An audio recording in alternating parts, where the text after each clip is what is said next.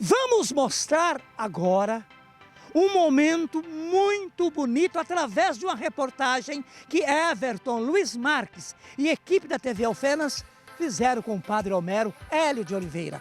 Foi gravado na paróquia da Senhora Aparecida. Você vai emocionar, vai conhecer mais detalhes da vida do Padre Homero como padre, como sacerdote, como ser humano. Vamos conferir.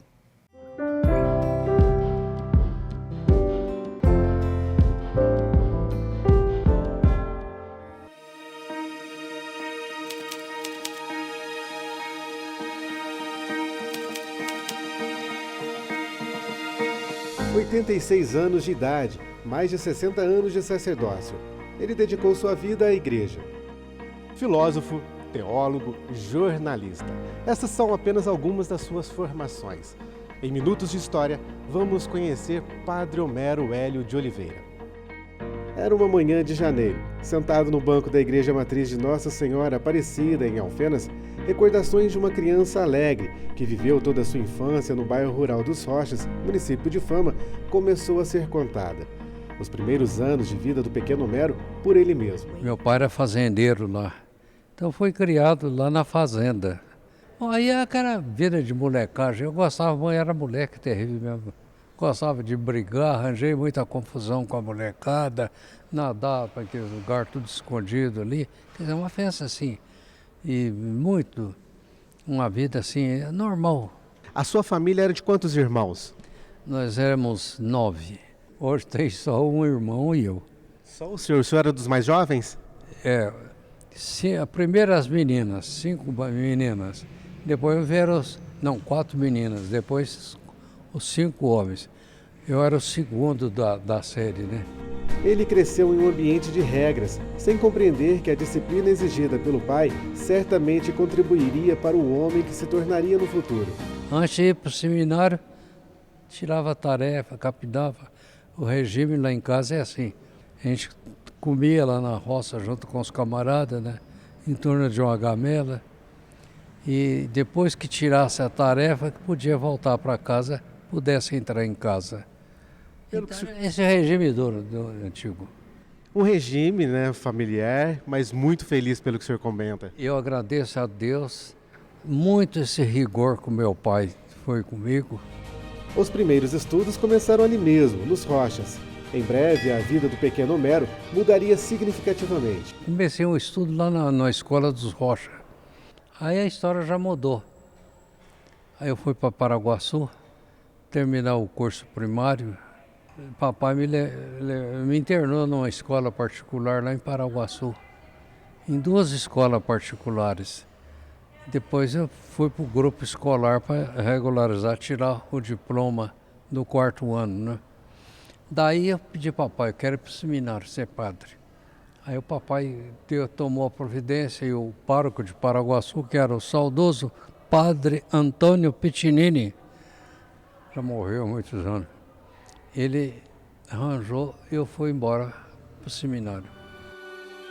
Ao caminhar pela igreja, um diálogo que conduz a recordações de uma família de muitos irmãos, de muitos sonhos planejados pela figura paterna, às vezes surpreendida pela firme posição de um adolescente. Nós éramos 5 irmãos. Meu pai queria dar uma formação para todo mundo, então ele queria. Esse aqui vai ser advogado, esse aqui vai ser isso aqui e tal. Não sei o que ele determinou que eu seria, né? Aí, um dia ele surpreendeu muito o papai. Eu quero ir para o seminário, eu quero ser padre. Meu pai levou um susto, ele era muito católico. Aí o papai levou a sério isso, né? Levou a sério. Aí logo ele tomou providência. Falou com o pároco de Paraguaçu para arranjar a vaga no seminário. Pegou como é que era o enxoval que tinha que arranjar e tal. Mas tem um detalhe muito interessante, você vê que meu pai, quando eu fui para o seminário em Guaxupé, a primeira parte do seminário menor, tinha uma tabela de pagamento, todos os seminaristas pagavam. Então, a tabela lá, papai falou, eu quero pagar a tabela número 1. Eu vou pagar. Ainda que os anos possam aprimorar o controle da emoção, Algumas lágrimas, mesmo que tímidas, descem pela face quando a imagem da mãe e do pai sobressaem na memória. Impressão minha ou o senhor se emociona ao falar desse momento? De muita emoção. A rigidez do meu pai, né? E minha mãe muito piedosa, né? Bom, você sabe, meu pai chamava José e minha mãe Maria de Nazaré. A mamãe Maria de Nazaré e o papai José. Aos 11 anos de idade, na adolescência, como o jovem Homero enxergava o mundo? Era um mundo mais sadio. Nunca se via falar um crime, um assassinato. Nunca via falar uma infidelidade, uma separação em casamento. Não se via falar isso, não. Era um mundo diferente, viu? Mas muito diferente, muito moralista, né? E muito respeitoso. Era muito diferente, mas muito diferente mesmo o mundo que eu via lá. Embora a gente era a mesma coisa, tinha as falcatruas de moleque e tudo, né? Mas era um mundo sadio. E como que surge aquele desejo, aquela paixão para entrar no seminário? Olha, eu não sei, a vocação é uma coisa misteriosa, é um chamamento de Deus que a gente nem sabe. Entrei no seminário Nossa Senhora das Dores com 11 anos de idade. Hoje eles não aceitam aluno com 11 anos. Não. Fiquei 7 anos no seminário de Nossa Senhora das Dores em Guaxupé. Aí depois agora vão para frente. Aí era costume da nossa diocese mandar para Belo Horizonte fazer o curso de filosofia. As histórias que se seguem nos dão conta dos anos de estudos no seminário, da vida de um seminarista. Em Belo Horizonte eu fiquei 3 anos fazendo o curso de filosofia. Lá no Seminário Coração Eucarístico de Jesus, eu devia ficar lá mesmo. Continuar a teologia lá em Belo Horizonte, seria 7 anos. Mas o bispo, como eu fui bom nas notas, né? Fui o primeiro aluno da classe. Aí o bispo fala, ele queria me formar um professor, me mandou para São Paulo. Quando eu entrei em São Paulo, eu tive encontrei uma dificuldade danada. A aula lá era dada em latim. Eu tinha estudado tanto latim, mas eu não estava entendendo. Não entendia, principalmente aqueles professores europeus falavam um latim muito puro. Eu não conseguia entender. Fiquei meio desanimado, quis sair do seminário. Eu falei, vou desistir de ser padre. Mas hoje o reitor do seminário de São Paulo, muito experiente, ele usou uma tática muito interessante que na férias mandou eu ler um livro em latim. Interessante que depois eu aprendi. Terminei os 4 anos lá. Nesse ínterim eu fiz um curso de jornalismo na Caster Liban, mas paralelo, né? E como que foi essa vivência, né, de seminarista?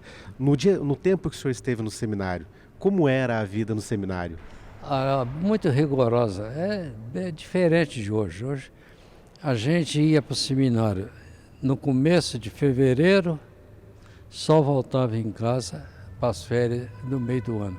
Era tão rigoroso o estudo que a gente levantava escondido de madrugada para estudar. Não se contentava com os horários para isso, né? Mas a gente queria ser mais. Dessa época, o que lhe dava mais prazer? Olha, eu jogava muito futebol, sabe?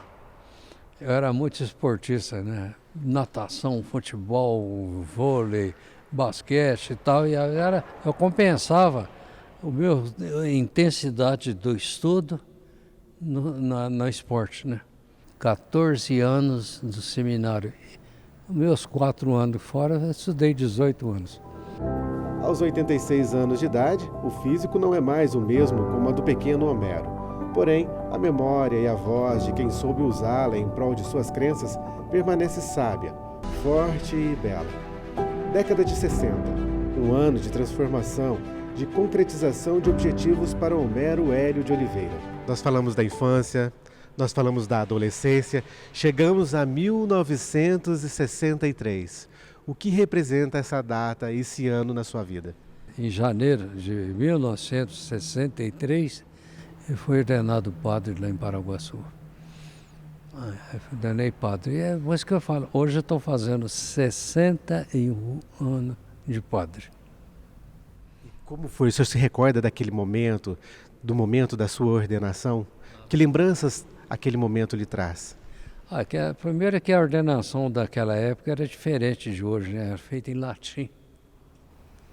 E me ordenou o bispo de Campanha, Dom Otto Mota, porque o Dom Inácio, que era o bispo de Guaxupé, na época ficou doente, teve uma trombose na perna. Então ele mesmo chamou o bispo de Campanha para ir em Paraguaçu fazer minha ordenação. Olha, eu estou meio predestinado a uma certa coisa. O bispo de Campanha já está em processo de beatificação, ser santo. E o de Guaxupé, que também é processo de canonização, Dom Inácio aqui de Guaxupé e o bispo de Dom Otto. Tinha 2 santos me amparando lá desde o começo, né? Como sacerdote, além de ter vivenciado experiências em Roma, Israel, Suíça e França, atuou nas cidades de Machado como padre auxiliar. Em Divisa Nova, concluiu a construção de um ginásio, foi diretor, criou uma banda de música, iluminou e calçou a praça da cidade, reformou a igreja matriz. Em Areado, foi diretor da Escola Estadual João Lourenço. Foi provedor do hospital da cidade. Tornou-se vicentino.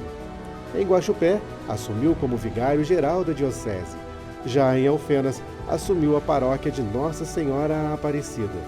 Aqui permaneci durante 15 anos nesta abençoada paróquia Nossa Senhora Aparecida. Para um amante da filosofia e da educação, nada mais significativo do que aposentar-se, ou melhor, tornar-se padre emérito na cidade de Alfenas, conhecida por muitos como Atenas Sul-Mineira, por suas universidades. A aposentadoria que ocorreu após ter sido pároco da paróquia de Nossa Senhora de Fátima. O senhor não gosta muito de falar de títulos, né? Mas nós sabemos, o senhor é cônego. Quando eu estava lá em vigário-geral, antes de ser vigário-geral, fui convidado para o cabido diocesano. E que todo membro do cabido já é cônego. Então eu virei cônego. Mas só que onde eu assumi o cabido, o Papa dissolveu o cabido. Eu fiquei só com o título. Viu? Depois, quando eu fui vigário-geral, todo vigário-geral já é Monsenhor. Fui Monsenhor. Esse título daí conserva até hoje, mas eu não uso. Não. Você não usa Monsenhor Melo? Não, eu sou, sim, como diz, eu sou um padre à toa. Viu? Não quero título não, viu? E o que é ser um padre? É muito sublime a vocação, mas tem que ser vivida de acordo com a vontade. Eu, confesso, não fui tão fiel assim não, mas apesar de tudo, Deus é grande, me perdoou toda a minha falta, viu? Padre, entrando um pouco nessa questão de fé, como transmitir isso para aqueles que o seguem, o significado, a importância da fé? A fé nos leva à confiança em Deus. Quem acredita em fé, confia. E aí a confiança nos leva à esperança. Então é o que nós queremos nesse mundo. Então eu peço sempre a Deus, aumenta a minha fé. Aumentando a fé, vem a minha confiança. E vendo a minha confiança, vem a minha esperança. Eu confio, então eu espero em Deus. Eu confio porque acredito. Porque eu acredito, eu confio. E eu confio, eu tenho esperança. Supero muitos dramas da vida pela esperança que a gente alimenta. Então, rezo todo dia, peço a Deus, Senhor, aumenta a minha fé, aumenta a minha confiança no Senhor e aumenta a minha esperança. E assim a gente consegue ultrapassar tantos traumas da vida da gente. Quais dos teólogos foram mais importantes na sua formação? Olha, para mim, todos os teólogos, cada um teve uma conta. Agora, o que mais me surpreendeu foi a filosofia, a história dos filósofos. Depois, né, aí começou a filosofia da igreja, veio Santo Agostinho. Santo Agostinho, um gênio. Depois, São Tomás de Aquino. Agora, veio os modernistas, né? Exatamente. Aí Maritem. São Tomás de Aquino conciliava muito a ciência e a religião. Foi ele, São Tomás de Aquino, um homem super inteligente, um grande filósofo. Escreveu a Suma Teológica, a Suma para os Gentios. É um manual de riqueza. Santo Agostinho também, tudo Santo Agostinho tem coisa bonita. Se você quiser estudar Santo Agostinho, pega um livrinho que chama Solilóquios de Santo Agostinho, ele resumiu. Mas é um livro que impressiona a ler, Confissões de Santo Agostinho. Esse aí faz a gente chorar, viu? Padre Homero, 86 anos de idade, 61 de sacerdócio. Valeu a pena toda essa história? Valeu. Acho que qualquer tipo de vida vale a pena quando é bem vivido. O que vale a pena é a gente viver bem o sacerdócio. Não é fazer obras materiais, não. É a espiritualidade da gente. Isso fica, viu? Isso permanece. Daqui a uns anos ninguém vai lembrar que quem construiu essas igrejas. Mas lembra da pessoa da gente, se foi bem vivido o sacerdócio. Como muitos jovens, Homero tinha muitas escolhas a serem feitas. Optou por renúncias. Tornou-se Padre Homero Hélio de Oliveira. Dedicou sua vida à igreja. Minutos da história para não esquecermos.